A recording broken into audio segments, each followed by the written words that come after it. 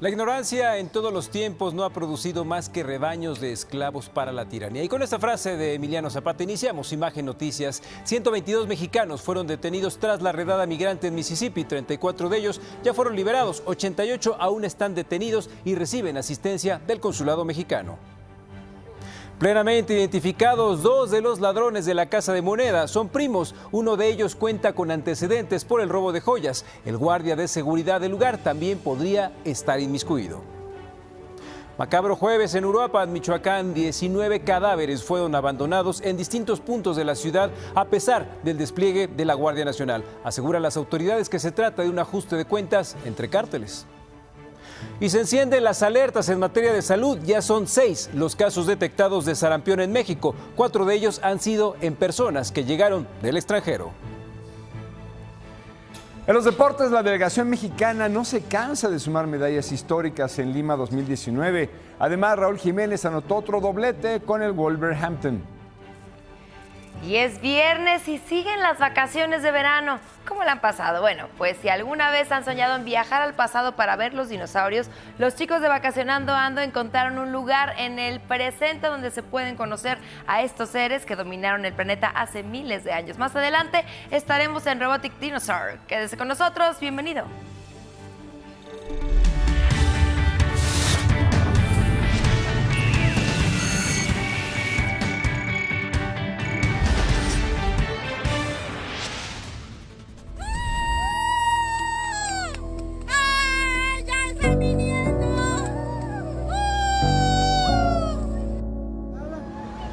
Así se ve el ambiente, se puede ver cómo las personas están corriendo, los familiares emocionados de saber que posiblemente van a volver a ver a sus seres queridos.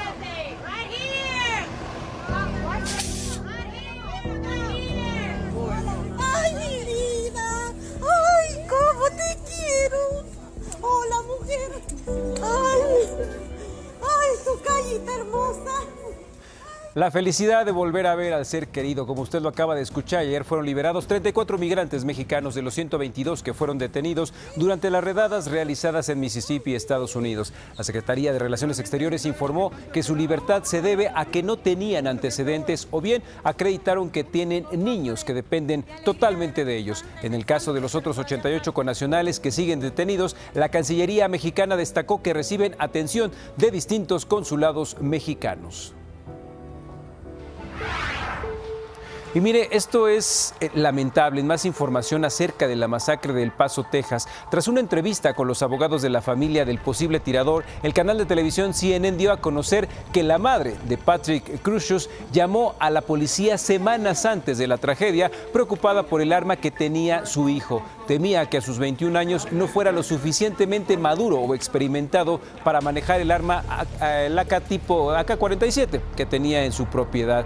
La respuesta por parte de un funcionario de seguridad pública fue que su hijo tenía permiso legal para comprar el arma en cuestión. Y mire las consecuencias que tuvo esta libertad estadounidense. Su esposo Antonio y su hijo Pablo le esperaban en el estacionamiento del centro comercial de El Paso, Texas, cuando escucharon los disparos. Lo demás, pues usted ya sabe, se volvió parte de la tragedia. Ayer el cuerpo de la maestra Elsa Márquez, el primero de las víctimas mexicanas en ser entregado, fue sepultado en el Panteón de Ciudad Juárez.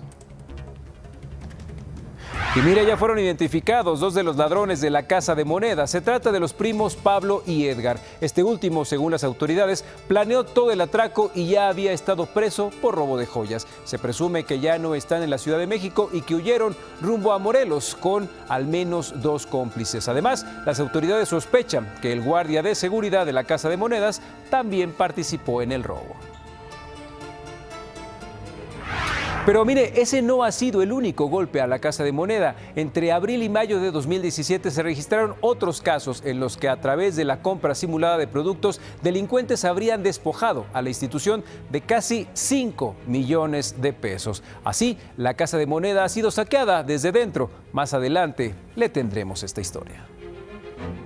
Por debajo del puente. Y ya se lo adelantábamos ayer, parte de este horror, un horror que parecía que ya habíamos dejado en el pasado. El escenario, Uruapan, en donde amaneció con 19 cadáveres regados en diversos puntos del municipio. 9 de ellos colgaban de un puente, todo pese a la presencia de la Guardia Nacional.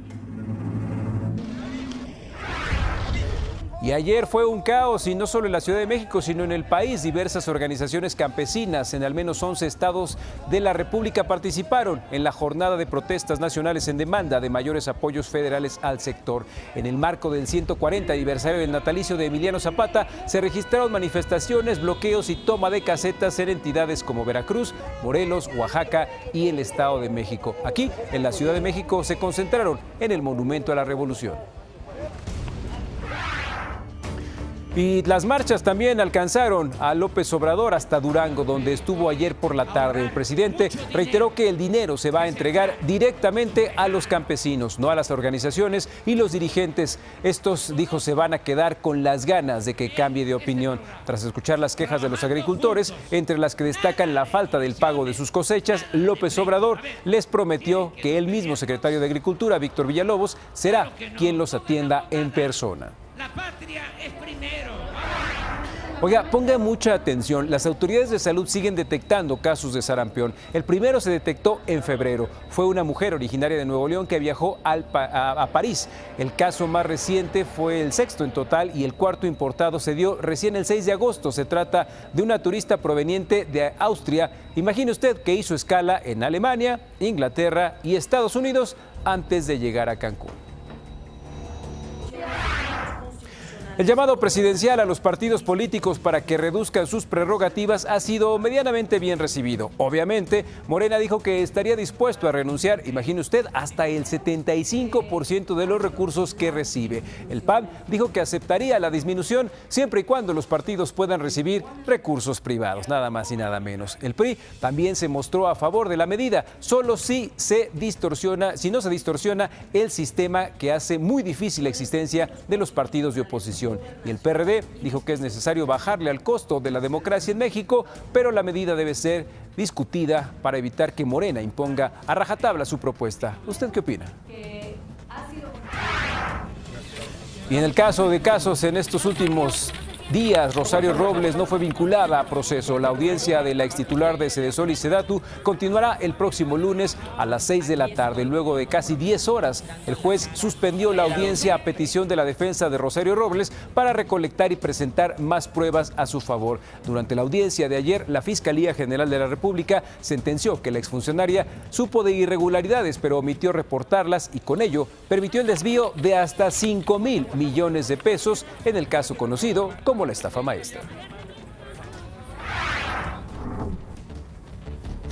Y mire, así de fácil, estos tres sujetos roban la batería de un auto estacionado. ¿Y dónde cree que ocurrió? Pues sí, para variar, en Ecatepec, en el Estado de México. Según vecinos de la colonia Ciudad Cuauhtémoc, estos sujetos actúan entre las 3 y las 5 de la madrugada y se llevan baterías, estéreos, mochilas o lo que usted deje a la mano y a la vista de los automóviles. Y si no quiere ser cómplice de estas ratas, ayúdenos a la justicia no comprando productos de dudosa procedencia. Y en noticias del mundo y en la tierra de la reina ya empiezan a mover sus piezas. Dominic Raab, ministro británico de Exteriores, exhortó a México a convertirse en socio del Reino Unido en la era post-Brexit. Esto durante su visita a la Ciudad de México como parte de una gira por América del Norte. Raab, nombrado por el primer ministro Boris Johnson, realiza esta gira en momentos en que Londres se prepara para dejar la Unión Europea. Previamente visitó Canadá y Estados Unidos. Mi país, el Reino Unido, está por dejar la Unión Europea precisamente porque queremos ampliar nuestros horizontes y fortalecer nuestra amistad con países de todo el mundo. Creo que este es el momento para que nuestras dos naciones hagan mucho más juntas.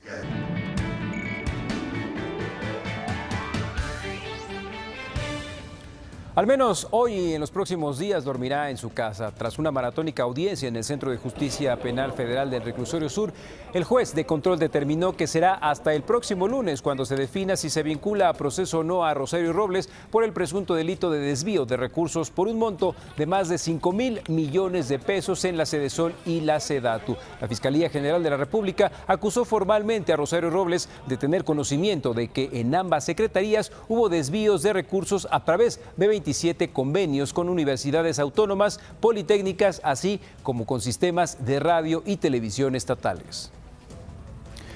Y en otras noticias, la diputada de Morena, Lorena Villavicencio, llamó al presidente López Obrador a no promulgar la ley de extinción de dominio que su propio partido aprobó, con el objetivo de que se modifiquen ciertos artículos que, según la legisladora, violan la Constitución y los derechos humanos. En ese sentido, anunció que junto a otros diputados de su bancada, del PRD y de Movimiento Ciudadano, presentarán una contrarreforma. Ok, ¿y en qué va el caso de Shen Li Yegong a 2 días de que se lleve a cabo la subasta de la residencia que le fue decomisada al empresario mexicano de origen chino Shen Li Yegong? El presidente López Obrador dijo que a la brevedad se dará a conocer el uso de suelo que corresponde a este inmueble. Información de gran importancia para los interesados en participar en la subasta. El gobierno federal pretende obtener, imagine usted cuánto, 150 millones de pesos por la venta de la mansión, dinero con el cual se pretende becar por 1 año a los 544 atletas que participaron en los Juegos Panamericanos.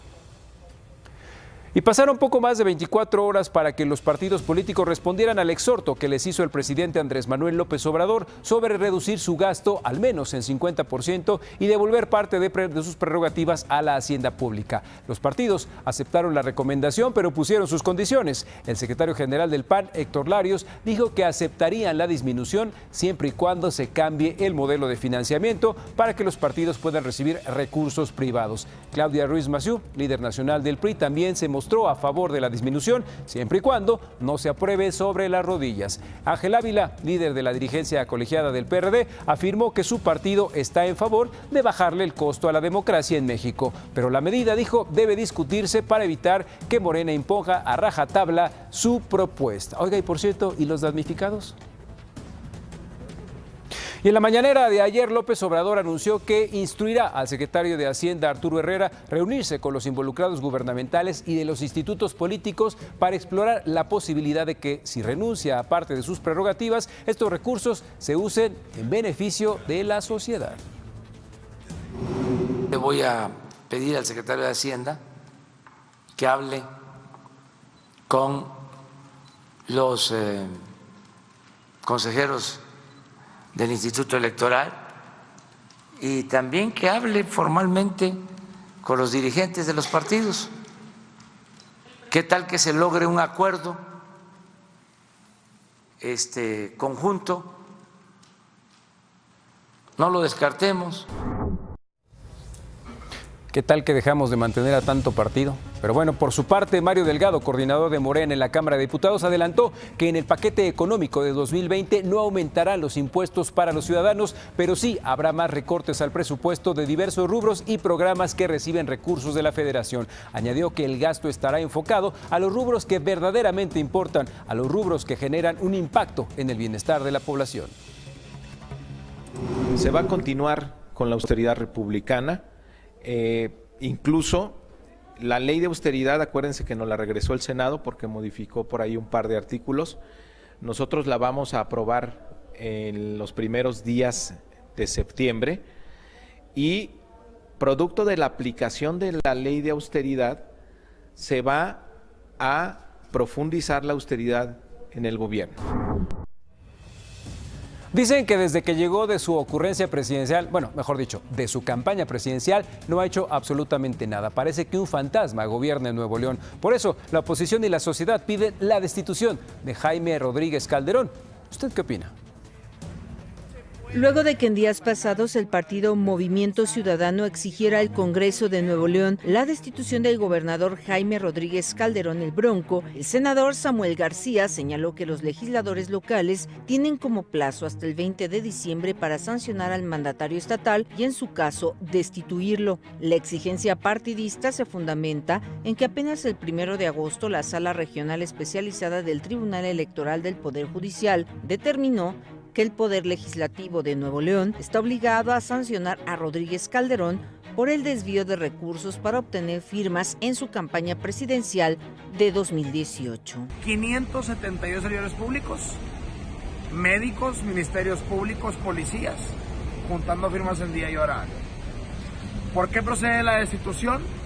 Porque la sentencia establece que al ser una falta grave, dolosa y especial, violando el artículo 134 constitucional, que prohíbe a un gobernador utilizar los recursos públicos humanos, materiales y económicos para beneficiar su imagen política y electoral, se constituye una infracción grave.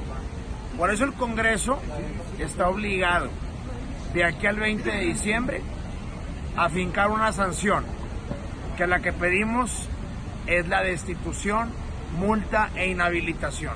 Añadió que el estado que gobierna Jaime Rodríguez Calderón, el Bronco, es la entidad donde mayormente se han incrementado los delitos dolosos. Ya hay encuestas, algunas de 92%, propias de 95%, que piden la destitución de Jaime Rodríguez. El tema de seguridad va mal. Teníamos la seguridad de Fuerza Civil, orgullo nacional, hoy está por los suelos.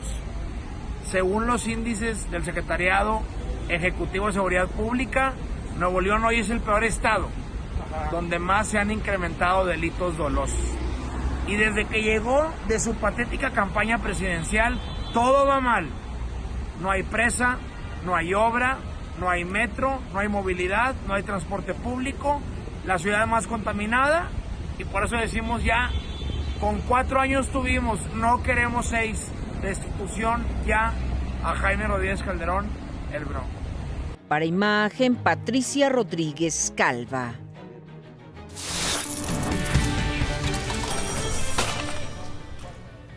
Como ya se lo anunciábamos ayer, la inflación anual se moderó en julio a ubicarse en 3.78%, desde 3.95% en junio, su lectura más baja desde diciembre de 2016. De acuerdo con datos del INEGI, el incremento mensual de 0.38% se debió a una caída en el precio del gas LP, del chayote, la uva, el jitomate y el gas doméstico natural.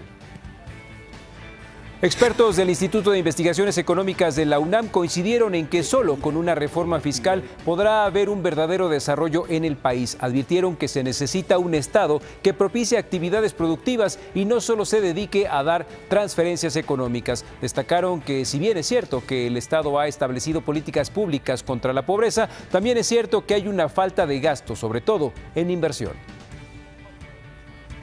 Pero bueno, mientras pasa todo esto, vamos a los dineros. En Asia cerraron con resultados mixtos. Tokio gana 0.44%, Hong Kong baja 0.69%. En Europa, Londres gana 1.21%, París sube 2.31%, Frankfurt avanza 1.68%, Madrid gana 1.41%. América abrirá de la siguiente manera: el Dow Jones 26.378.19 puntos, el Nasdaq 8.039.16 unidades, la Bolsa Mexicana 40.439.42 puntos.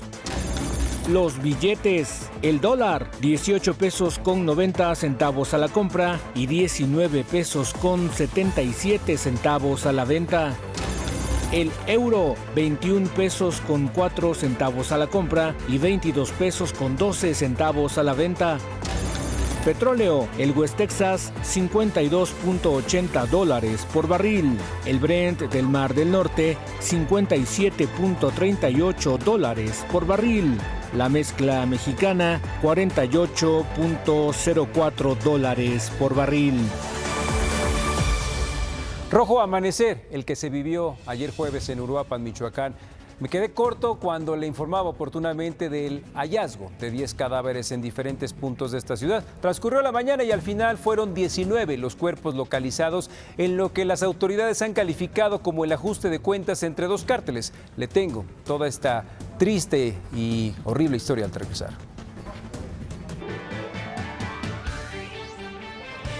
Ayer alcanzamos a mostrarle parte del horror. Uruapan volvió a hacer la estampa que parecían ya acabadas. En el municipio michoacano aparecieron 19 cadáveres regados en diversos puntos. 9 de ellos colgaban de un puente. Todo pese a la presencia de la Guardia Nacional. De acuerdo con la Secretaría de Seguridad del Estado, el asesinato de estas personas se debe a la disputa que mantiene el cártel de Jalisco Nueva Generación con el grupo de los Viagras. Pero parece que la gente en Uruapan se acostumbró. a que la muerte desfile por sus calles. La vida cotidiana se volvió más bien como una abstracción. Es un claro ejemplo de cuando decimos que el ser humano se acostumbra a todo, menos a no comer. Acostumbrados a vivir con miedo por lo menos desde el 2006, habitantes de Uruapan realizan sus actividades normales tras el asesinato de 19 personas en la llamada capital mundial del aguacate. Personas como don Melchor Valencia Solís superan el temor y salen a trabajar encomendados en su fe. Sí tenemos temor, pero ¿qué le hacemos? Tenemos que trabajar, tenemos que salir a ganarnos la tortilla. Nomás nos encomendamos a Dios y pues hay que trabajar. Dios por delante nos protege. Al señor Valencia Solís, quien trabaja como repartidor de gas, le preocupan sus hijos. Los que tenemos hijos igual nos preocupamos. Aunque los tengamos en la casa, todos tenemos temor. Que les hagan algo. O que pues por accidente, bueno, es una equivocación, les pase algo. En Uruapan las actividades económicas no se detienen. Corporaciones policiales realizan operativos discretos en la ciudad y evidentes en la periferia.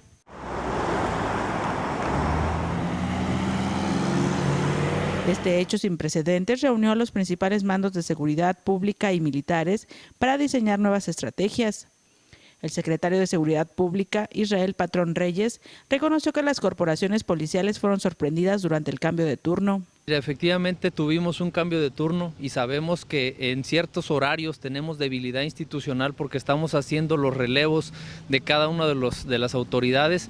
Este fue el horario que en esta ocasión coincidió, sin embargo nos ponen alerta y sin duda estamos tomando acciones para que esto no vuelva a pasar. El funcionario confirmó que son 19 los muertos relacionados entre sí y uno más la noche del miércoles que no tiene conexión con el multihomicidio. Para Imagen, Xochitl Navacruz. Ya nada más es cosa de buscar rutas alternas para que los niños no vean los cuerpos ahí colgados en los puentes. Y es que la tensión se mantiene en el municipio de Huecán, en Puebla también, en otras noticias, donde ayer 7 presuntos secuestradores fueron linchados. Varios pobladores armados vigilan el ingreso a la localidad, ya que otra de las víctimas de los secuestros no aparece. Continúan encendidos los ánimos en la localidad de Los Reyes Teolco, en el municipio de Cohuecan, al interior de la Mixteca poblana, tras el linchamiento de 7 individuos que presuntamente privaron de la libertad a una persona. La carretera que conduce a la Junta Auxiliar de Teolco permaneció bloqueada con rocas que fueron colocadas por los pobladores para evitar el acceso de automóviles a la zona. Un grupo de al menos 11 hombres, algunos con armas largas, mantuvo vigilada la entrada de Los Reyes.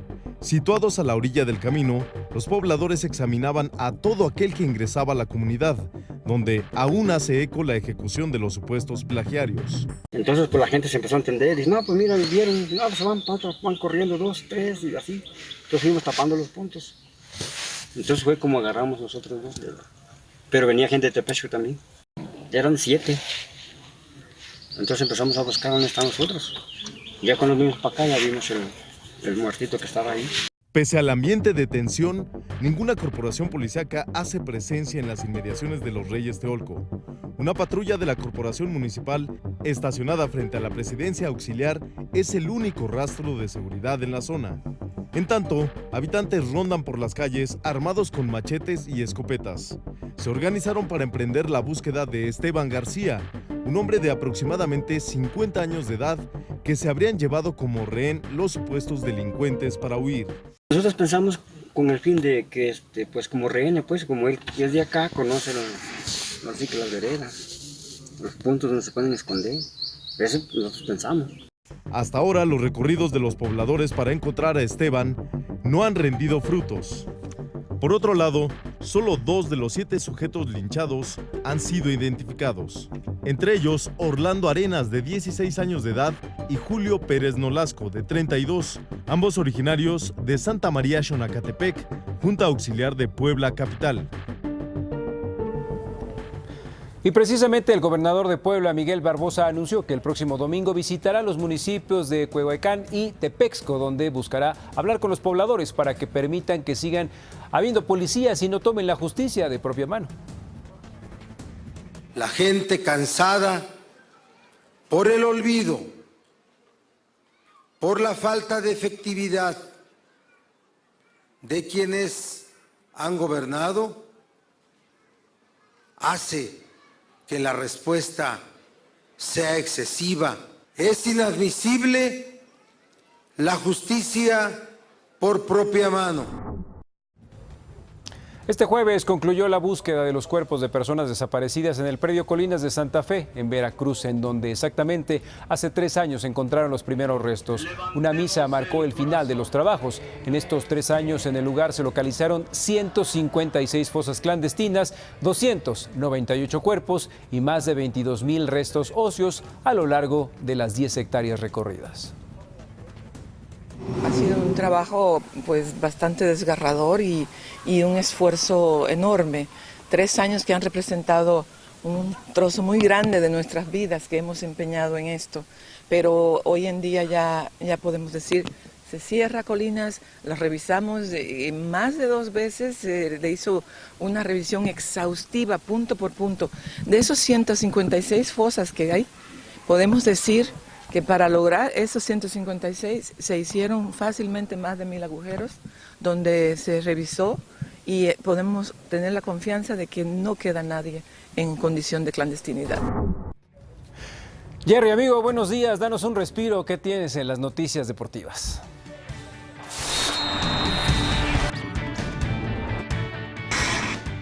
Tras una maratónica audiencia en el Centro de Justicia Penal Federal del Reclusorio Sur, el juez de control determinó que será hasta el próximo lunes cuando se defina si se vincula a proceso o no a Rosario Robles por el presunto delito de desvío de recursos en la llamada estafa maestra. Los partidos políticos respondieron al exhorto que les hizo el presidente Andrés Manuel López Obrador sobre reducir su gasto al menos 50% y devolver parte de sus prerrogativas a la hacienda pública. Los partidos aceptaron la recomendación, pero pusieron sus condiciones.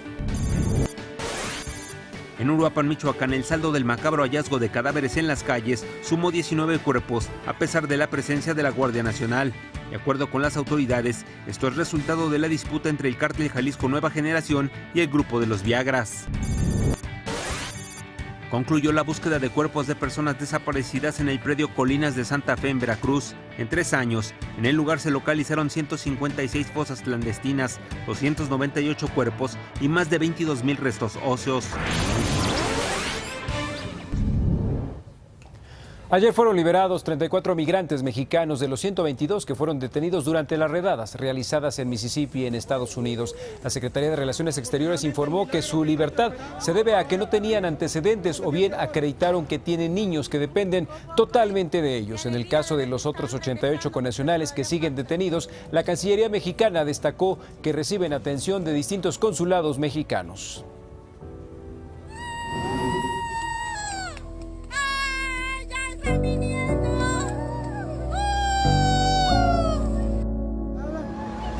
Así se ve el ambiente, se puede ver cómo las personas están corriendo, los familiares emocionados de saber que posiblemente van a volver a ver a sus seres queridos.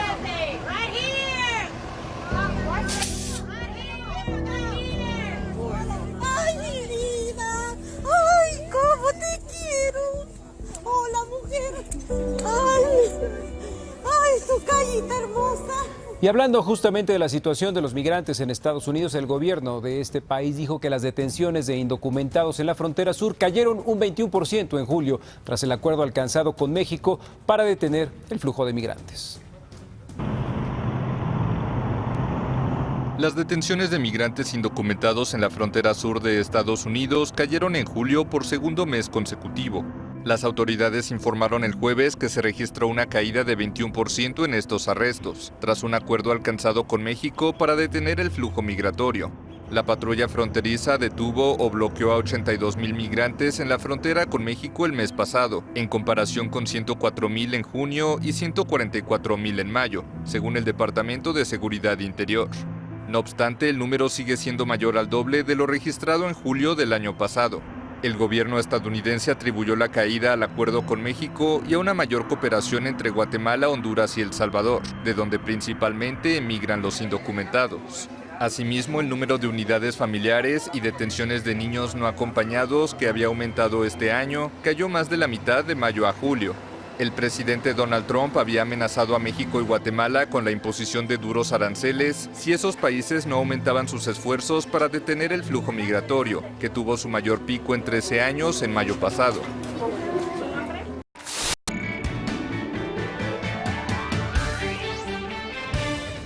Vamos a darle una vuelta al mundo. Tras los tiroteos registrados en Estados Unidos que dejaron decenas de muertos, la organización Amnistía Internacional publicó una alerta de viaje a ese país debido a los altos niveles de violencia armada. A través de un comunicado instó a las personas de todo el mundo a ser cautelosos cuando viajen a territorio estadounidense. A casi una semana del tiroteo en El Paso, Texas, se terminó con la vida de 22 personas. La familia Ávila intenta regresar a la normalidad. Ellos vivieron la pesadilla y lograron sobrevivir.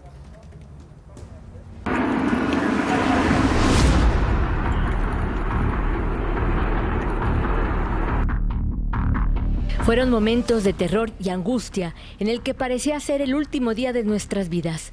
Así lo describe Ariana Ávila, originaria del municipio de Gómez Palacio, Durango. Ella es una de las sobrevivientes del tiroteo de El Paso, el cual hasta el momento ha dejado como saldo a 22 muertos. Agarramos a mis hijos y los pusimos en el piso y todos nos pusimos en conchita, o sea, acomodamos mis 3 hijos en la parte de abajo y ya yo a un lado y mi esposo encima de nosotros, así cubriéndonos de los estruendos. Ese día iba acompañada de su esposo Josué y sus 3 menores hijos, que se disponían a comprar del complejo centro comercial una silla de ruedas para su pequeño Ángel, quien padece de espalda bífida, además de los útiles escolares. Cuando empezamos a escuchar los estruendos primero lejos, la gente empezó a gritar mucho y ya los estruendos ya estaban cada vez más cerca. Minutos más tarde, el atacante quedó a escasos metros de ellos, pero no les disparó. Al llegar al estacionamiento empiezan a llegar las unidades policíacas. Y es una desesperación el no poder hacer nada y solo poder observar y estar desesperado, sobre todo qué vaya a pasar en unos segundos. Tú dices, aquí me voy a quedar. La verdad ya no piensas en salir. Yo fui la primera en tirarme al suelo porque tenía mucho miedo. Entonces ya cuando mi papá nos dijo, pónganse a rezar a mi Virgencita de Guadalupe, a mi Dios, que por favor saldríamos de esa situación tan fea. Esperan no regresar por el momento a El Paso ni a ninguna ciudad de los Estados Unidos, ya que aseguran pasará mucho tiempo para borrar en su memoria esta masacre de odio contra los mexicanos. Para Imagen, Sandra Gómez. Y pues sí, pareciera que la única solución es ponerse a rezar. Qué lástima que este tipo de niños deban de tener este tipo de vida, pues por las armas. Su esposo Antonio y su hijo Pablo la esperaban en el estacionamiento del centro comercial de El Paso, Texas, cuando escucharon los disparos. Lo demás, pues usted ya sabe, es parte de la tragedia. Ayer el cuerpo de la maestra Elsa Márquez, el primero de las víctimas mexicanas en ser entregado, fue sepultado en el Panteón de Ciudad Juárez. Y mientras tanto, el precandidato presidencial de Estados Unidos por el Partido Demócrata, Beto O'Rourke, viajó a Ciudad Juárez, Chihuahua, para acudir al funeral de uno de los 8 mexicanos fallecidos durante el tiroteo registrado en El Paso, Texas. Durante su visita, el exlegislador por El Paso aseguró querer recordarle al mundo que somos una comunidad binacional. Y mire usted, hay que poner atención a cada uno de los detalles. La cadena de noticias CNN dio a conocer que la madre del presunto responsable del tiroteo en El Paso, Texas, contactó a la policía semanas antes del suceso. Y es que la mujer estaba preocupada por el arma que tenía su hijo y su falta de experiencia en el manejo de esta. Sin embargo, un funcionario de seguridad pública le respondió que el joven tenía permiso legal para comprar el arma. Así de fácil. Y durante el tiroteo registrado en Dayton, Ohio, una cámara de seguridad captó el momento en que un hombre protege a su esposa con su propio cuerpo para evitar que las balas la hirieran. La pareja quedó en el suelo por varios minutos hasta percatarse de que ya no había peligro.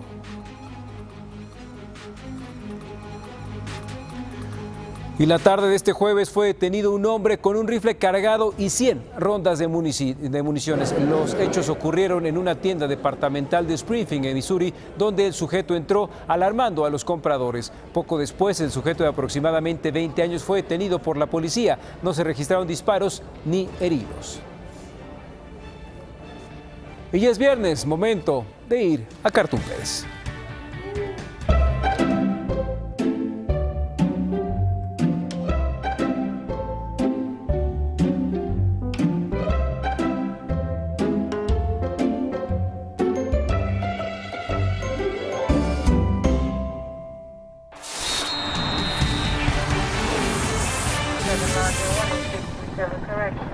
Muchas gracias, amigo. Oye, ¿qué será más probable? ¿Que el Atlas sea campeón o que juegue el Atlante? Dos cosas que nunca lo sabremos, quizá. Oiga, en noticias internacionales le cuento que la alta comisionada de la ONU para los Derechos Humanos, Michelle Bachelet, dijo estar profundamente preocupada por el impacto potencialmente severo de las medidas en los derechos humanos de los venezolanos. Esto tras el anuncio de Donald Trump sobre congelar los activos del país sudamericano en Estados Unidos como una medida contra el presidente Nicolás Maduro. La ONG Human Rights Watch advirtió que al menos 25,000 venezolanos que huyen de la crisis de su país están atrapados en un conflicto brutal en la violenta región cocalera del noreste de Colombia. A través de un comunicado informó que la región de El Catatumbo se convirtió durante 2018 en la segunda con más narcocultivos de Colombia, el principal productor mundial de cocaína.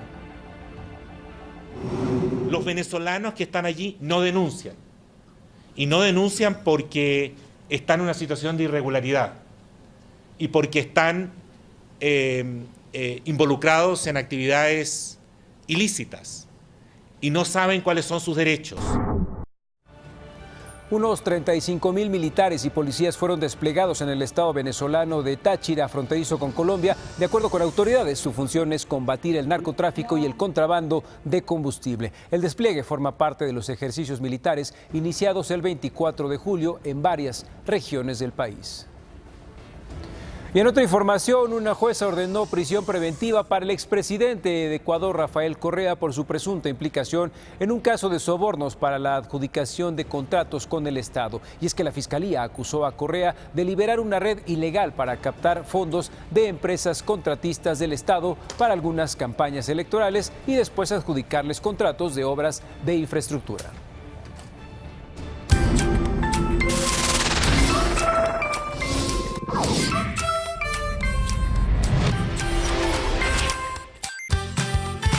Ya son las 6 de la mañana con 57 minutos.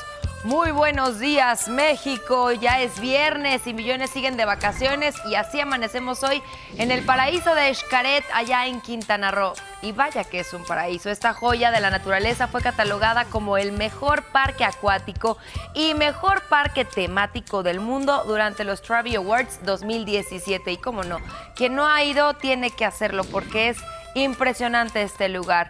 Muy buenos días, Quintana Roo, y muy buenos días a todo México. Gracias por estar con nosotros y amanecer esta mañana. Vamos a ver las imágenes de nuestro auditorio. Pilar Dávalos nos envía esta fotografía que dice: buen día, esta foto es de Lalo González, el bello monumento a la Revolución, en una increíble mañana. A mí se me hace que ahí no está el monumento a la Revolución. Lo que pasa es que está abajo de por ahí. Bueno, vamos a ver, nos lo manda Verito. Gracias, Vero. Así amanece desde Ciudad Universitaria. Muchas gracias, Verito. Un beso para ti. Gracias por todos los días vernos y apoyarnos. Te queremos. Vamos a ver otro amanecer. El último que le presentamos es de Cintia. Nos envía este amanecer que dice: así amanece en Mayorazgos. Comperflor del Bosque, allá en Arboledas, aquí en Atizapán. Muchísimas gracias, Sin. Te mandamos un beso. Y ya lo sabe, es muy sencillo. Tome una fotografía y a través de sus redes sociales la sube y nos etiqueta como @imagenca. Vamos ahora a un resumen de información.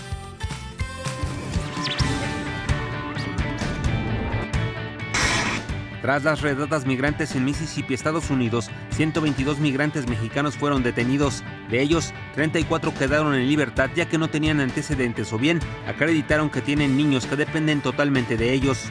En el caso de los otros 88, continúan detenidos y ya reciben asistencia consular. El gobierno de los Estados Unidos informó que en el pasado mes de julio, las detenciones de indocumentados en su frontera sur cayeron un 21%. Esto señala debido al acuerdo alcanzado con México para detener el flujo de migrantes. La organización Amnistía Internacional emitió una alerta de viaje a los Estados Unidos tras los tiroteos del fin de semana en El Paso, Texas y en Ohio.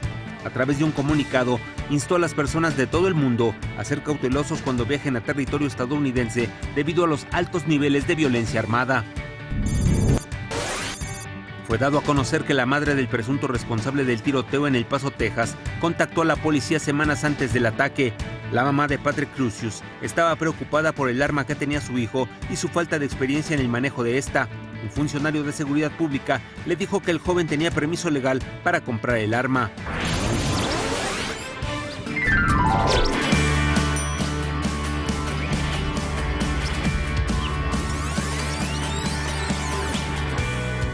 El 9 de agosto de 1964, hace 55 años, falleció el compositor michoacano Jesús Monje Ramírez, mejor conocido como Chucho Monje.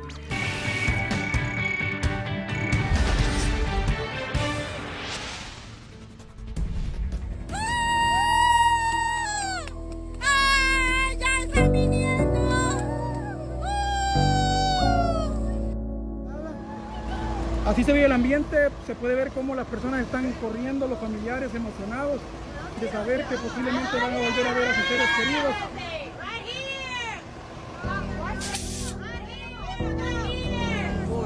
¡Ay, mi vida! ¡Ay, cómo te quiero! ¡Hola, mujer! ¡Ay!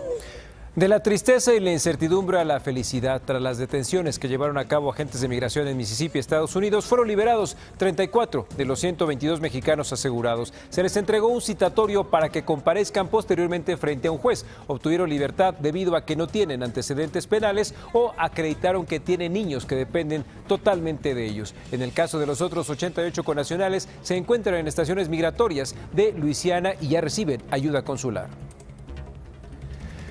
Y a casi una semana del tiroteo en un centro comercial en El Paso, Texas, surgen datos que comienzan a explicar el ataque que realizó Patrick Crucius, de 21 años. Ahora se sabe que la madre del agresor llamó a la policía semanas antes de la tragedia. Estaba preocupada debido a que su hijo había comprado un arma tipo AK-47. En ese momento, la respuesta que obtuvo de la persona que la atendió fue que Patrick tenía permiso legal para comprar el arma. Esto lo revelaron abogados de la familia del tirador a la cadena CNN.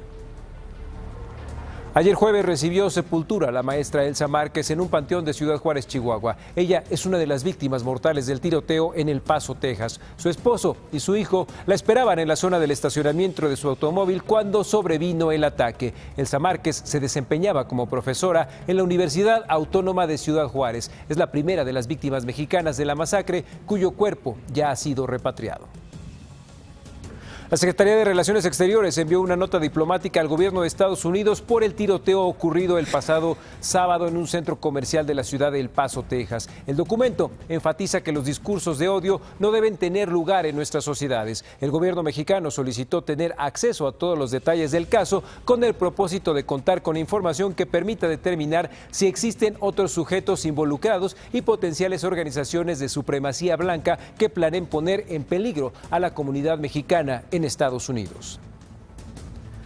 Y en otras noticias, avanzan las investigaciones sobre el robo en el centro de distribución de la Casa de Moneda en Paseo de la Reforma en la Ciudad de México. Las autoridades identificaron a dos de ellos. Se trata de los presuntos primos Pablo y Edgar. Según las autoridades, este último fue quien planeó el asalto. También se sabe que estuvo preso por robo de joyas. También buscan a dos cómplices, un sujeto de nombre Yael y una mujer cuyo nombre aún se desconoce. Se sospecha del guardia de seguridad de la Casa de Moneda, quien también podría haber participado en el robo. Y no ha sido el primero, otros robos han afectado la Casa de Monedas. La delincuencia ha cometido fraudes millonarios con la presunta complicidad de los empleados. La sangría a la Casa de Moneda viene desde adentro, así como los ladrones que el pasado martes se llevaron más de 50 millones de pesos en centenarios y relojes conmemorativos gracias a que la bóveda estaba abierta y que no se activaron los protocolos de seguridad oportunamente. Una serie de fraudes, también millonarios, han desfalcado a la institución con claves de acceso que solo en la Casa de Moneda conocen y administran.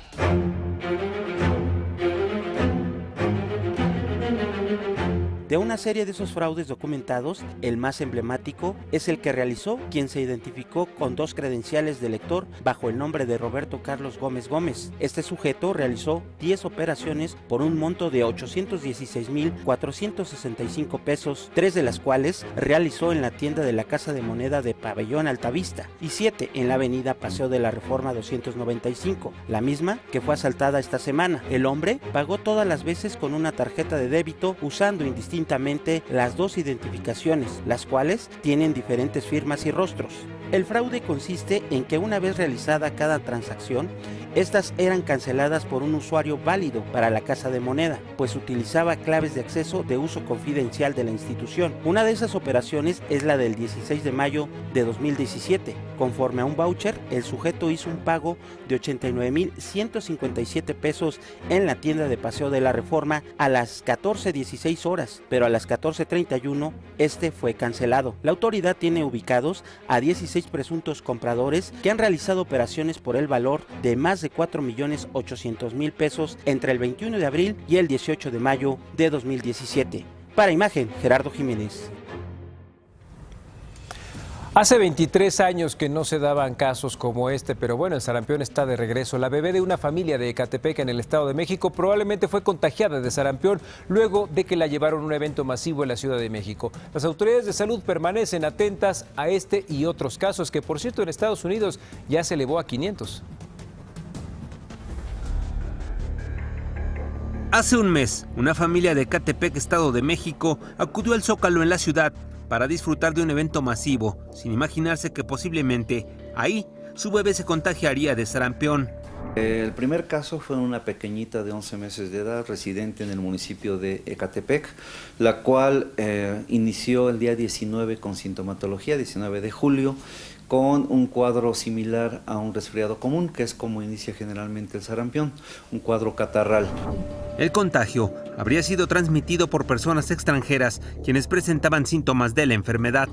El día 1 de julio ella había acudido con su familia, evidentemente, a un evento masivo en el Zócalo, en la Ciudad de México, en donde comentaba la madre que ellos se percataron que entre tanta gente a un lado estaban personas aparentemente francesas o alemanas, extranjeros, evidentemente, y estaban con tos, con estornudos. Seguramente esa fue la fuente de infección.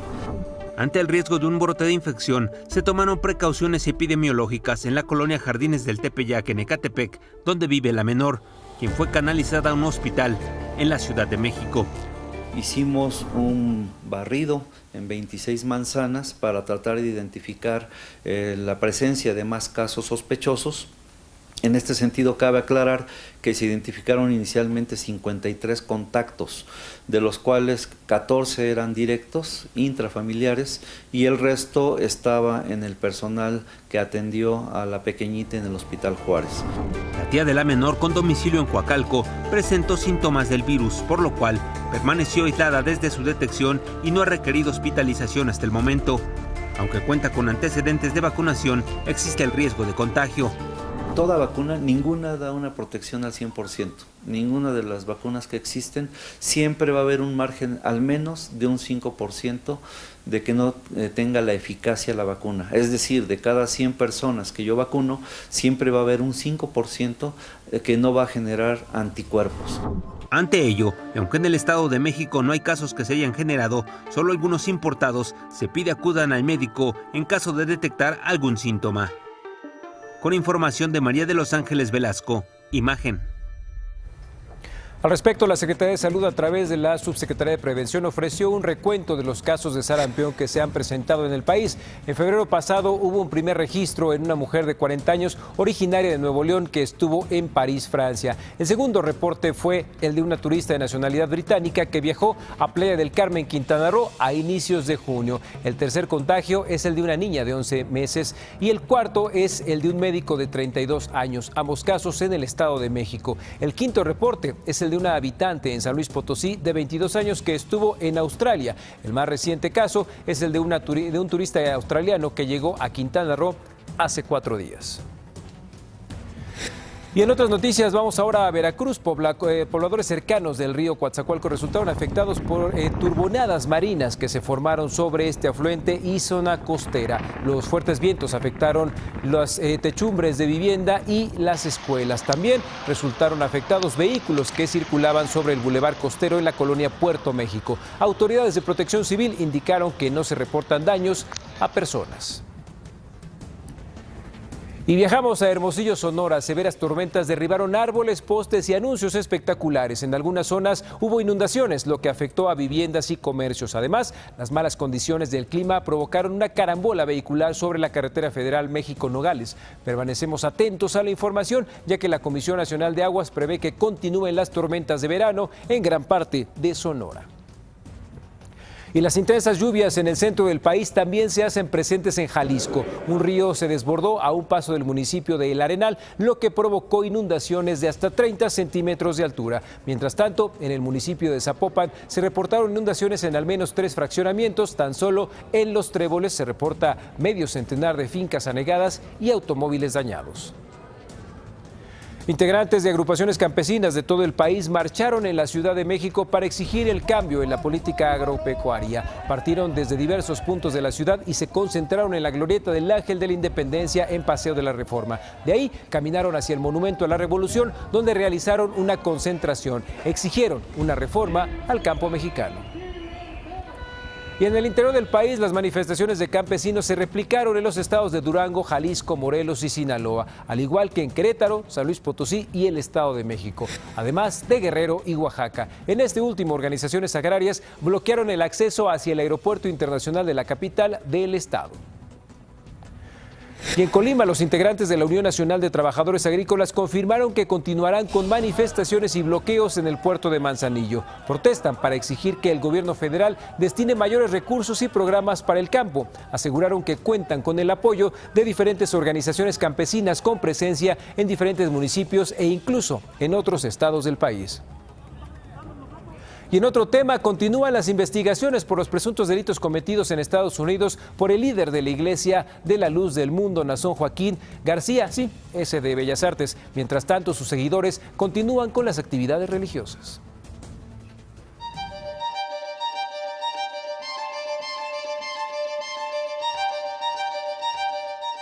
Cuando voy llegando voy bajando el avión, empiezan a llegar las llamadas de todos los medios. Me preguntaban por algo que yo realmente no concebía.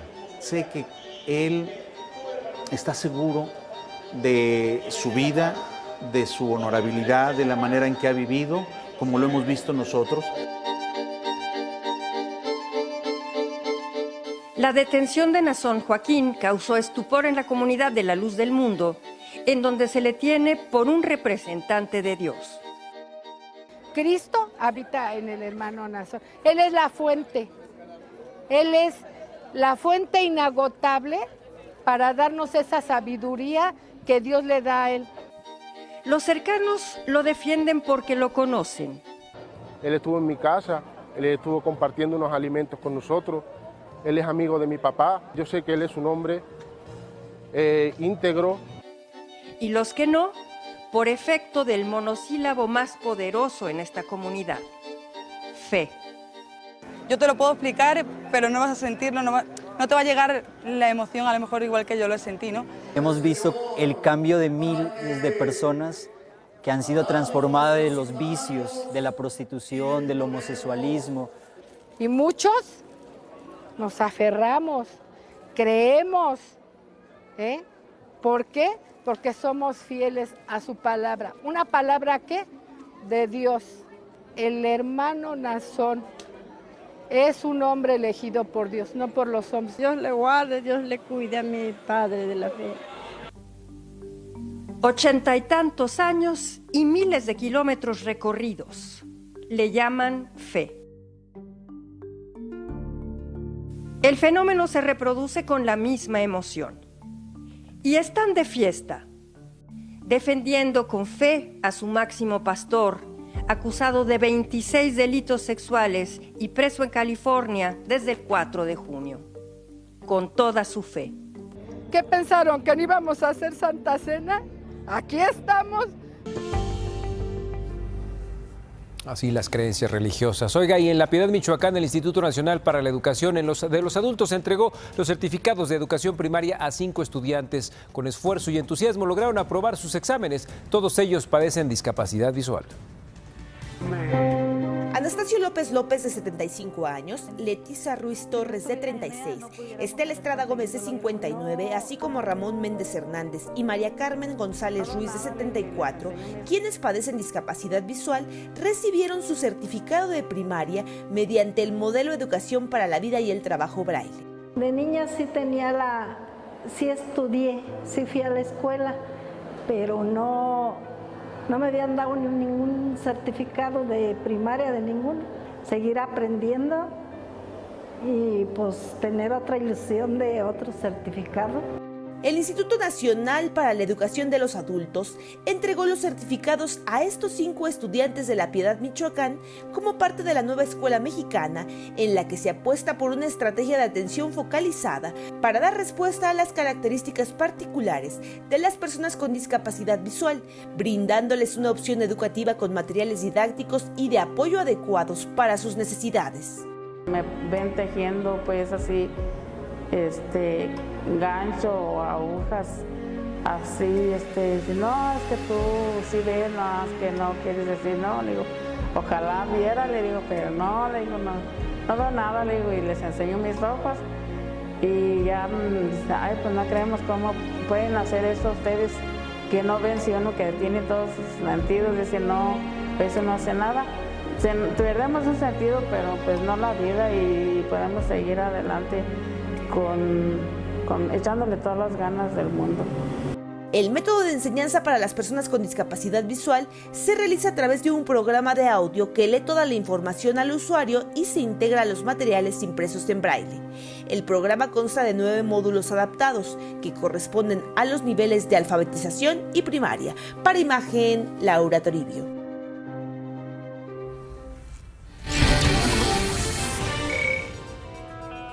En el tema de los casos de sarampión detectados, le preguntamos a usted, ¿considera que debería haber consecuencias legales para los padres que no vacunen a sus hijos en edad escolar? Es nuestra pregunta del día y el resultado se lo comparto. 86% dice que sí, 14% nos dice que no. ¿Cuáles serían estas consecuencias? Platique con nosotros a través de nuestras redes sociales y no olvide utilizar el hashtag #AbreLosOjos. Vamos a hacer una mínima pausa, son las 7 de la mañana con...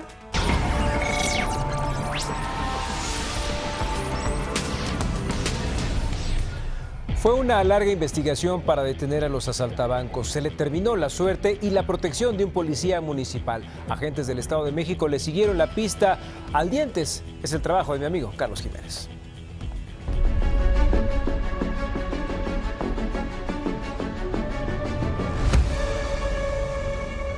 Es el momento justo en que un ladrón entra a un banco, toma como rehén a una persona y se dirige hacia el área de cajas. Después de tomar algo de dinero, lo libera y con el arma que lleva, apunta a la ventanilla de otra caja para que le entreguen el dinero. Ya no lo logra y en segundos se va de aquí. No era el primer robo que cometía este hombre. Cámaras de seguridad de otro banco lo captaron también atracando. Son instalaciones de la Fiscalía General de Justicia del Estado de México. Y hasta aquí llegó la investigación con el fin de ubicar y detener a este delincuente, que además estaba relacionado ya con un asesinato. Se identifica también que está relacionado con otros eventos, robos a banco. También lo tenemos vinculado con robos a tiendas comerciales y también en un homicidio. Los investigadores comenzaron a buscar pistas para dar con el ladrón. Revisaron fotografías y entonces supieron que era apodado El Dientes. Estas imágenes son de cada uno de sus atracos. Entonces descubrieron que no actuaba solo. Su cómplice era un policía municipal que estaba involucrado en al menos un robo. Los agentes lo hallaron en este video. Observe, el hombre que baja de esa patrulla es El Dientes y de inmediato camina al interior del negocio para cometer el robo. Con estos datos de prueba comenzamos a identificar el número de patrulla. Podemos obtener cuál era el elemento que tenía a cargo esa unidad el día de los hechos. Logramos establecer su identidad. Podemos obtener la identidad tanto del policía municipal que interviene como del probable responsable. Tras arrestar a la gente, los investigadores siguieron la búsqueda de su objetivo principal. Ubicaron direcciones y lugares donde podría esconderse. Posterior, ya a través de otras diligencias, tales como un cateo, se logra establecer la ubicación y lugar donde podíamos encontrar a este sujeto que cometía estos hechos, que fue en Tultitlán. a través de una orden de cateo. Dentro de la casa hallaron armas, droga y esta santa muerte. Este es el momento justo de su captura. Tras el cateo y el operativo ejecutado por los agentes de la Fiscalía Estatal, así lo hallaron y lo subieron a la unidad policíaca. Así llegó al Ministerio Público y de ahí a la cárcel. Luego de 3 meses de investigación, la Fiscalía Regional finalmente detuvo a este delincuente. Junto con él quedó arrestado el policía que lo ayudaba a cometer sus delitos. Actualmente los dos se encuentran presos en penales estatales en espera de ser sentenciados. El análisis de horas de video, la vigilancia en distintos domicilios, la investigación de gabinete y campo. Tras la pista, se logró detener a este hombre relacionado con al menos 5 robos y un asesinato. Para Imagen, Carlos Jiménez. Y en otro orden de ideas, más allá de la Revolución Mexicana, Emiliano Zapata enarboló su propia bandera, la bandera de la rebeldía, de la reivindicación de sus causas. Tenía luz propia. Esta es otra de esas historias de historia.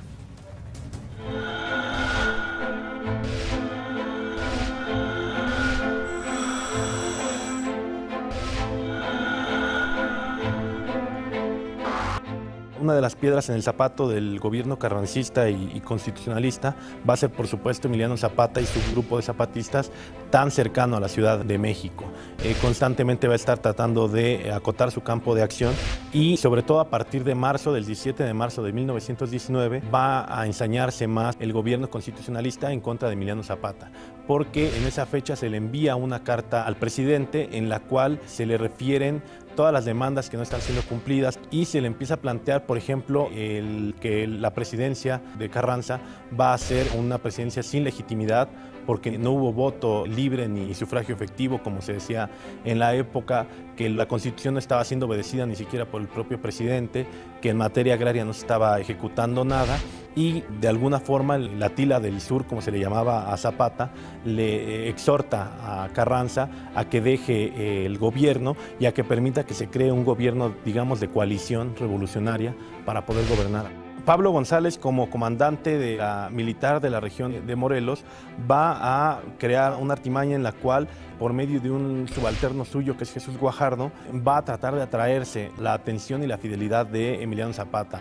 Zapata, a pesar de las desconfianzas de sus allegados, confía en Guajardo, acepta su invitación a Chinameca el 10 de abril de 1919 y prácticamente con su primera escolta, con los hombres más allegados a él, va a asistir a las 6 de la tarde a una comida con él, pero en un momento en el cual está en el exterior todos los zapatistas, van a sonar las dianas de honor por el recibimiento a Zapata y esa va a ser la señal para que cerca de 1,000,000 de soldados constitucionalistas levanten las armas y comiencen a acribillar arteramente a Emiliano Zapata.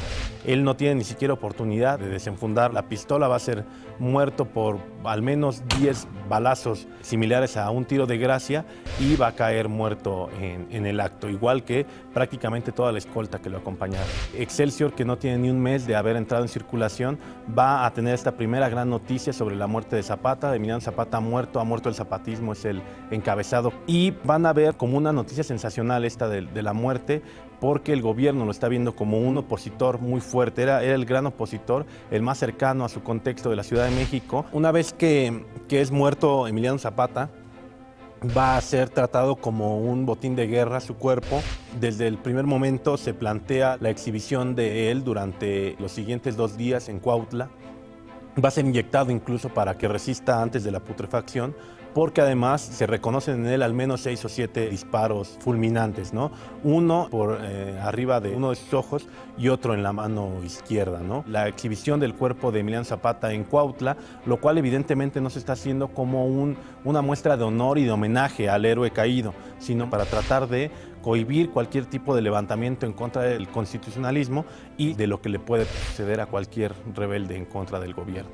El cuerpo va a estar muy maltrecho, lo cual va a hacer que muchos de los seguidores y mucha de la gente que creía en él no dé crédito a la noticia, incluso viendo el cuerpo postrado. Muchas de las personas tiraban voces diciendo que Zapata seguía vivo, que había muerto un doble del general, pero que no era el gran personaje el que había caído rendido. Lo que ayudó a crear el mito en realidad fue el hecho de que antes de que llegara a Cuautla el cuerpo de Emiliano Zapata, ya había llegado la noticia de que él había vencido a Guajardo y que iba hacia Cuautla para vengarse de todo el cuerpo militar constitucionalista. Entonces muchas historias empiezan a rodear a Zapata e incluso durante los años siguientes hay mucha gente del movimiento que van a asegurar tajantemente de que Zapata no murió ese 10 de abril en Chinameca, que siguió vivo y que había huido para en un momento posterior regresar para hacer nuevamente la revolución. Tuvo que ser una traición la que acabara con él, pero a 100 años sigue siendo uno de los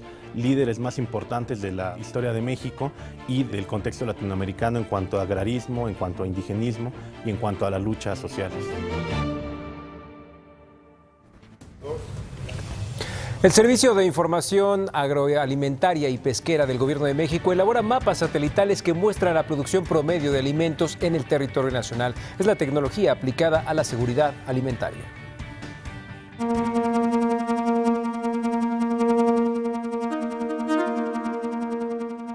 Es la vista, el tacto y el cerebro detrás de la producción de alimentos en México. A través de fotografías satelitales, vuelos de dron y recorridos de campo, el Servicio de Información Agroalimentaria y Pesquera, el SIAP, sabe exactamente el volumen de producción agrícola, pecuaria y acuícola que estará disponible en territorio nacional. En el SIAP le damos seguimiento a 818 productos agroalimentarios y agroindustriales. Literalmente desde el cielo, el SIAP observa toda la frontera agrícola del país, conformada por 24.6 millones de hectáreas, incluidos ranchos, establos, granjas, estanques, rastros y centros de almacenamiento. No mucha gente dimensiona el tamaño que tiene México para producir alimentos y la superficie de la frontera agrícola es similar al territorio del Reino Unido. Monitoreo puntual a través de la antena de recepción de imágenes satelitales Hermex, instalada en el municipio de Santa María Rayón, Estado de México, con acceso a los satélites Spot 6 y Spot 7. En América Latina solo existen dos, una es aquí en nuestro país en México y la otra en Argentina. ¿Qué la hace especial? El nivel de resolución de las imágenes, que tenemos una resolución hasta de 1.5 metros. Imágenes que miden 60 por 60 kilómetros cuadrados, como del centro de la Ciudad de México al centro de la ciudad de Toluca. Nos permite hacer el monitoreo de cultivos, hacer estimaciones de rendimientos, actualizar la frontera agrícola, dar respuesta temprana a contingencias climatológicas. Un ejemplo alarmante de crecimiento de la frontera agrícola a costa de la selva se registra en Bacalar, Quintana Roo, donde los menonitas deforestan para sembrar maíz. Vean, 2003 cómo estaba el área y en 2016 todo lo que se pierde. Esta tecnología también permite georreferenciar los padrones de beneficiarios de lo que era Procampo, después Proagro Productivo y ahora Producción para el Bienestar.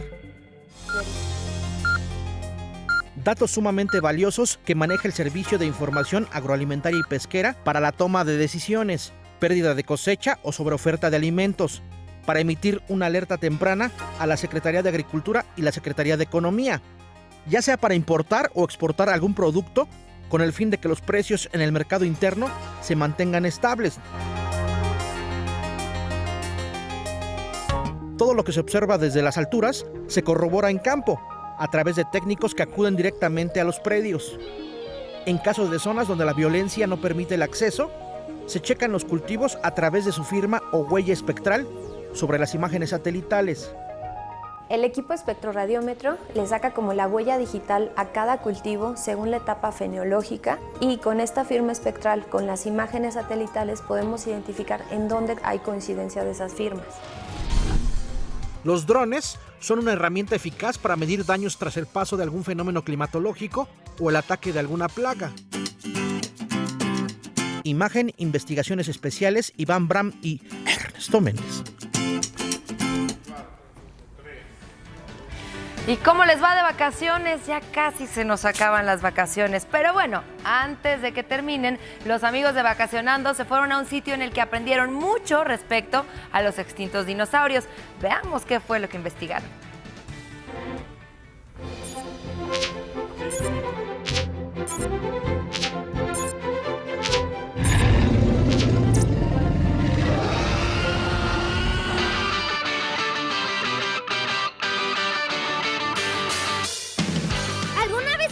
¿En viajar pasado para ver dinosaurios? Donde vean dinosaurios en tamaño real, pues estamos en el lugar indicado. Hoy nos acompaña Evan. ¡Hola! ¡Acompáñennos! Hola colegas, ¿cómo están? Bien, gracias. Muy bien, paleontólogos. ¿Qué creen que van a encontrar? Yo, muchos dinosaurios. ¿Muchos dinosaurios? Y un tiranosaurio rex. Así es, vamos a hacer un viaje en el tiempo. Van a retroceder 250 millones de años en el pasado para llegar a la era jurásica. ¿Están listos? Sí. Acompáñenme de este lado, vengan. ¡Wow! ¿Y este esqueleto de qué dinosaurio es? Es el tiranosaurio rex, pero de tan solo 5 años de edad. Es el tamaño real. Ahora acompáñenme a ver a los herbívoros. ¿Están listos? Acompáñenme, vengan. Muy bien, amigo Evan. Entonces, ¿te gustó el estiracosaurio? ¿Sí? Mira, te voy a decir, el estiracosaurio es familiar del triceratops y en la actualidad es familiar del rinoceronte. ¿Ves esas crestas que tiene ahí? Esos ojos rojos le sirven para ahuyentar a los carnívoros. ¡Qué padrísimo!, ¿no? ¿Quieres conocer más dinosaurios? ¡Sí! Pues vamos, colega, vente. Oye, Greñeldo, ¿y este dinosaurio de que está atrás de mí, tipo herbívoro, cómo se llama? Él se llama Stiquemoloch y en la actualidad es familiar del camaleón porque él se podía camuflajear. Y algo más importante, es nuestro primer dinosaurio mexicano, ya que lo encontramos en las costas de Yucatán. ¿Y este dinosaurio cuál es? Este es el amargasauro. Y no se llama amargasauro porque esté enojado o algo así, sino porque lo encontramos en Amarga, Argentina, en un desierto. Y ese dinosaurio, su gran habilidad era que podía comer rocas, ya que contaba con 2 estómagos como la de una vaca. ¿En dónde estamos? Estamos en la zona de carnívoros. Y acá arriba tenemos a nuestra madre T-Rex. ¿Por qué madre? Porque tiene alrededor a sus crías. ¿Quieren que la encendamos? ¡Sí! Entonces ayúdenme a gritar, ¡Madre T-Rex, despierta! ¡Madre T-Rex, despierta! ¿Ya vieron? Está padrísimo, ¿no? ¡Sí! ¿Entonces les gustó esta exhibición? ¡Tanto! ¡Está increíble! Me gustaron demasiado los carnívoros. Me encantó. ¡Oye, corran! ¡Vámonos, vámonos, vámonos!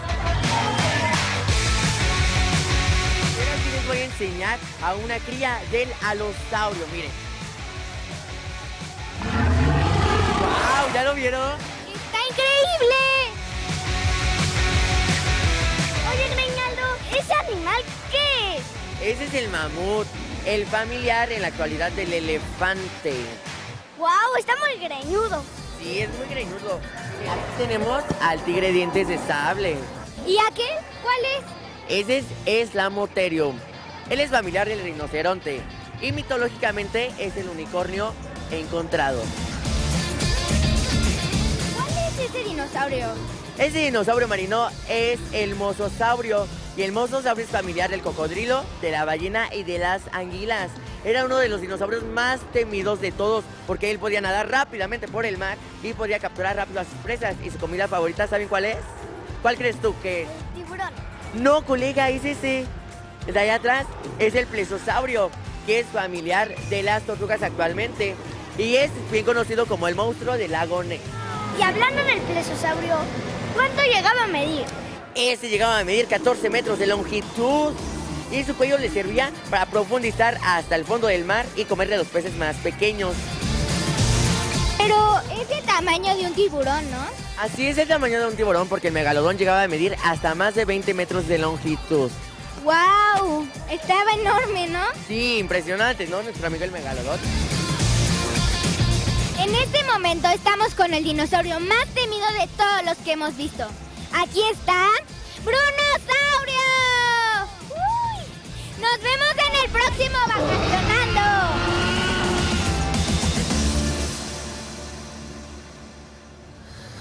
Déjeme comentarle que Médica Santa Carmen cuenta con 8 clínicas dedicadas a la prevención, diagnóstico y tratamiento de las enfermedades renales. Su fundador, Andrés Gutiérrez, dejó la industria aeroespacial y hasta vendió su casa para abrir clínicas especializadas y tratar a la población mexicana. Por eso él es nuestro rifado del día.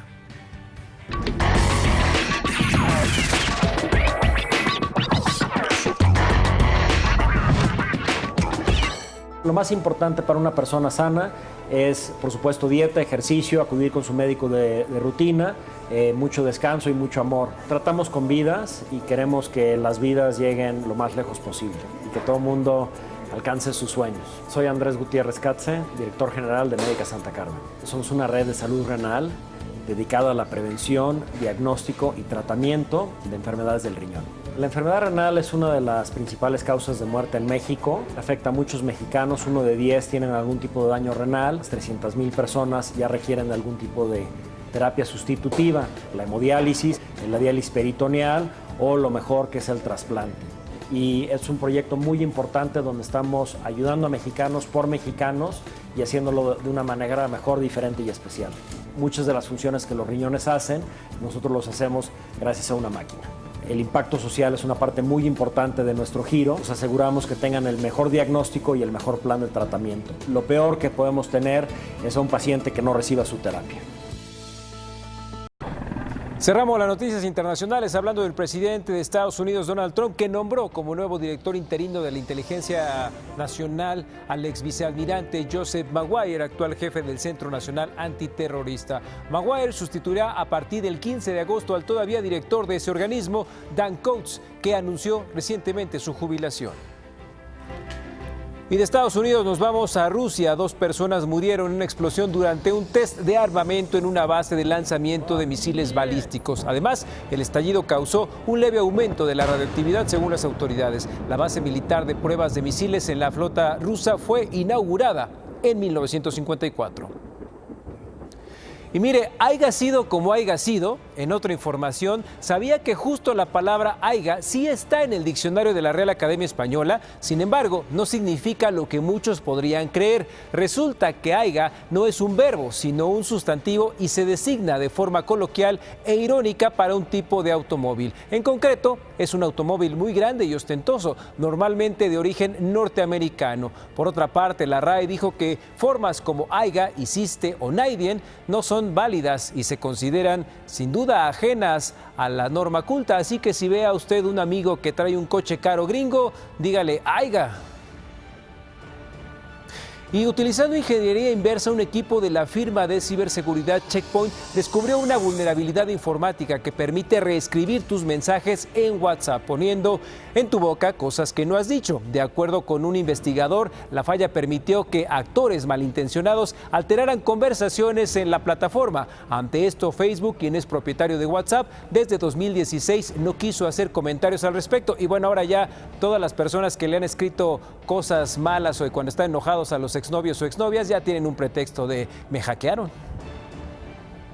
Y escucha esta historia, una mujer inglesa de 32 años de nombre Steph Ken está recaudando dinero a través de internet. Adivine para qué. Para quitarse de encima 7 kilos de piel que le sobran tras una drástica pérdida de peso. Y es que es más que un problema estético, ya que la piel le incomoda cuando camina, le duele e incluso la despierta por las noches. A través de su Twitter asegura que durante el próximo año recaudará fondos para su operación y que por primera vez en su vida se pone a ella misma en primer lugar. Muchas gracias, Jerry. Oiga, lo hemos dicho muchas veces, las redes sociales son un terreno demasiado pantanoso. Ahí convergen los rumores, las bromas, la política, el peligro y por supuesto el bullying. Seguro ha visto un meme muy famoso últimamente. Mire esta historia. El Panther es un caso del meme a la realidad. Su fotografía se viralizó cuando entró a una fiesta sin camisa y luego se hicieron memes. Sin embargo, su familia y amigos le llamaron bullying digital, pidieron acabar con ello. Vecinos y conocidos de la comunidad maya de Tzizantún piden que paren las burlas, ya que se trata de una persona con discapacidad. Jugaba fútbol, un hombre normal, un muchacho normal, como ustedes, y participaba en este deporte, y era bueno, y que de momento a otro se volvió así. Se llama José Francisco Valencia Cap, de 37 años, conocido por todos como el Panther. Es una persona que padece de sus facultades mentales. Los vecinos cuentan que durante su adolescencia incursionó en el deporte, en la música como DJ y que a raíz de una fiesta presuntamente habría sido inyectado con alguna sustancia desconocida. Lo califican como alguien tranquilo y amable. No hace nada, es buen compañero, te saluda cada rato, se ríe de todo, pero pues realmente no es una mala persona y pues obviamente lo que le están haciendo ya es un bullying muy extremo, solamente porque simplemente no se puede defender. Es calmado, es tranquilo ese muchacho. No se mete con nadie, está calmado. El Panther recibe tratamiento médico y aunque se le ve la mayor parte del tiempo en la calle, ya van a tener conciencia y evitar que se sigan difundiendo los memes y se le reconozca tal y como es. Con imágenes Gabriel Pérez, para Imagen informó Flor Castillo. El retweet que está dando usted ahora quizás se lo podrían dar a usted en el futuro, así es que abusados. Oiga, ¿se acuerda del caso de los porquis de Costa de Oro allá en Veracruz? Recordemos brevemente que en enero del 2015 un grupo de amigos conformado por Enrique, Jorge, Diego y Gerardo agredieron sexualmente a Dafne, entonces una menor de edad. Enrique y Diego fueron los únicos detenidos, este último en España y luego extraditado a México. Gerardo fue absuelto y Jorge sigue prófugo. Bueno, pues ayer un juez sentenció a Diego Gabriel Cruz Alonso a solo 5 años de prisión por el delito de pederastía agravada. Esto a pesar de que el Código Penal de la entidad establece una pena de 12 a 40 años por dicho delito. Además, una multa de hasta 5,000 días de salario. Debido a que Diego Cruz Alonso fue sentenciado solo a 5 años, este solicitó el beneficio de la libertad bajo caución y de otorgársele solo tendría que pagar una fianza, imagine usted, de 15,000 pesos. Así la justicia, que de justa a veces no tiene absolutamente nada. ¿Y luego dónde? En Veracruz. ¿Y cómo le fue en la mañanera al presidente este viernes desde la ciudad de Durango? El presidente Andrés Manuel López Obrador mencionó más apoyos para las comunidades indígenas del país, esto en relación al Día Internacional de los Pueblos Indígenas. No es un solo día. Nosotros, por convicción, hemos decidido atender a todos, escuchar a todos, respetar a todos, pero darle preferencia a los humildes, darle preferencia a las comunidades indígenas de México. Y sostenemos como criterio, como doctrina, que por el bien de todos, primero los pobres.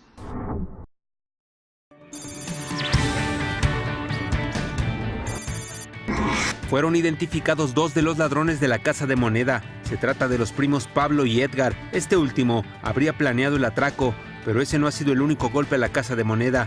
Entre abril y mayo de 2017 se registraron otros casos en los que habrían despojado a la institución de casi 5 millones de pesos. Las autoridades de salud siguen detectando casos de sarampión.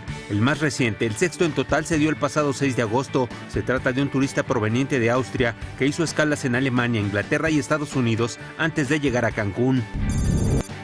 Tras el anuncio de que la Fórmula 1 se queda en México, el Gran Premio cambiará de nombre en la temporada 2020 para ser el Gran Premio de la Ciudad de México. El director ejecutivo de la Fórmula 1, Chase Carey, consideró un honor que la Ciudad de México sea sede de una de las paradas del circuito. A 48 horas de que concluyan los Juegos Panamericanos Lima 2019, México aún tiene la oportunidad de obtener más medallas. Por lo pronto, se afianza en el tercer lugar del medallero con 97 preseas, 27 de oro, 24 de plata y 46 de bronce.